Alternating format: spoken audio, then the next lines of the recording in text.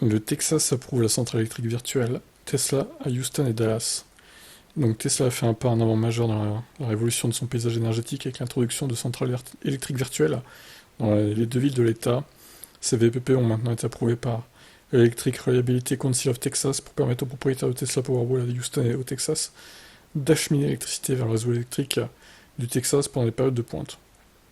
Le plus grand VPP de Tesla se trouve en Californie, où plus de 7000 SoCal Edison et PGE pour les clients équipés de batteries Powerwall ont choisi de participer au programme. Ces clients peuvent ensuite décider d'envoyer ou non l'énergie stockée dans leur batterie Powerwall ou au réseau californien Flex Event, qui appelle les consommateurs à économiser l'électricité en cas de pénurie anticipée d'approvisionnement en énergie. Le programme en Californie s'est avéré populaire, les clients gagnent 2 dollars par kilowattheure envoyé au réseau pendant les périodes de pointe, ce qui se traduit par des chèques d'une valeur de plusieurs centaines de dollars au cours de plusieurs événements. 2 dollars le kilowattheure, putain, c'est énorme. Désormais, les clients de Tesla électriques à Dallas et Houston peuvent également commencer à gagner de l'argent avec leur batterie Powerwall, même si ce sera facturé légèrement différemment.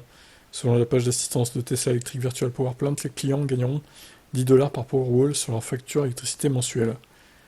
Ok. Le lancement d'aujourd'hui de la première phase de la centrale électrique virtuelle Tesla constitue une étape importante pour les résidents au Texas, les services publics de distribution du Texas et le réseau ERCOT.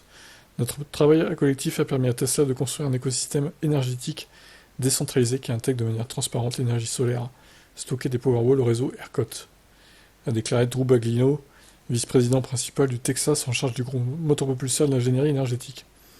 Tesla lancera également bientôt un autre VPP aux États-Unis. La société s'est récemment associée à Energy Hub pour créer ce qu'on appelle le plus grand VPP du nord-est des US pour les résidents du Massachusetts, Connecticut et du Rhode Island. J'ai pas trop compris là. 10 dollars gagnés par Powerwall. C'est forfaitaire ou ils gagnent que ça? Non, ça m'étonnerait. Parce que, admettons, je sais pas, ils remettent en un mois sur le réseau une centaine de kilowattheures. Bon, j'exagère, mais ça sera pas 100, mais même 50, à la limite. S'ils gagnent que 10 dollars pour ça, pas terrible, hein. J'espère pour eux que c'est pas forfaitaire et qu'il y a d'autres conditions. Bon, bref, de toute façon, ça nous concerne pas vraiment, puisque en France, il n'y a pas ce système-là. Mais ça viendra peut-être un jour chez nous aussi, hein, dans quelques années. Allez, ciao!